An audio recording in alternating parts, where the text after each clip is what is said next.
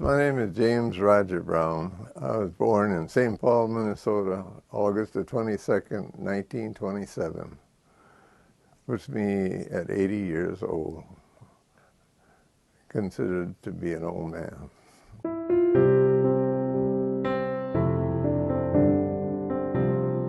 We lived on the north side. We were mostly white, but there were some blacks over there.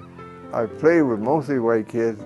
Little things come up, and slowly I'm talking about I'm 3, 4, 5, 6, coming up like that. And you're beginning to see things. My parents were very protective, especially my mother. She wouldn't, if I'd ask her something, what's a jigaboo, because I heard somebody call me a jigaboo. I didn't know what a jigaboo was, And so she told me, oh, don't pay any attention to that. That's stupidity, and things like that. She passed it over, I know I had a birthday party one time, and I invited some kids that lived up the alley to come to the party. And they came, and we all had a good time.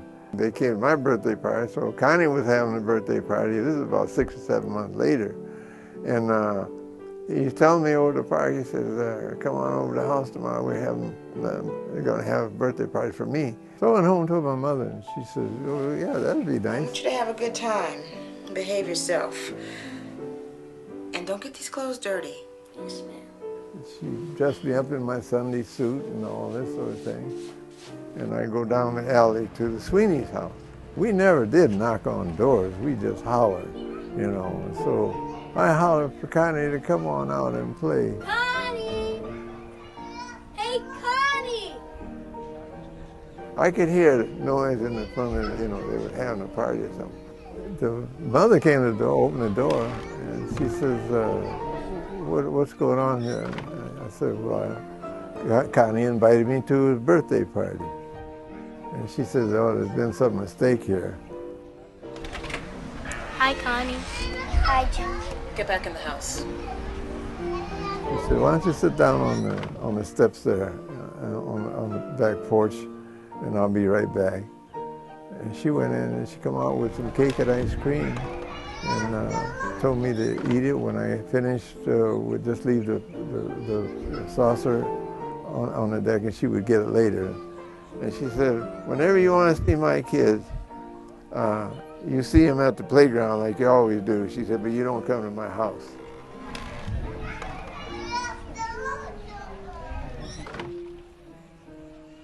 And I didn't know what to say.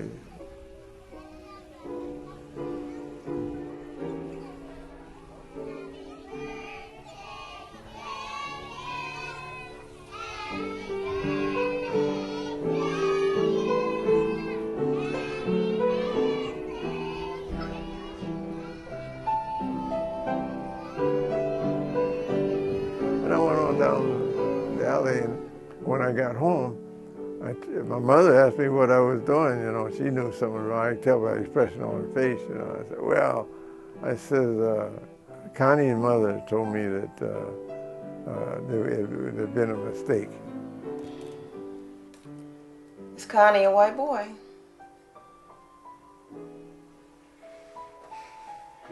Well, it was a mistake. And it was my fault. I should have checked with Connie's mother beforehand. Honey, you're just going to have to get used to those kinds of mistakes. Yes, ma'am. All these things go through your mind and you don't really think about them, but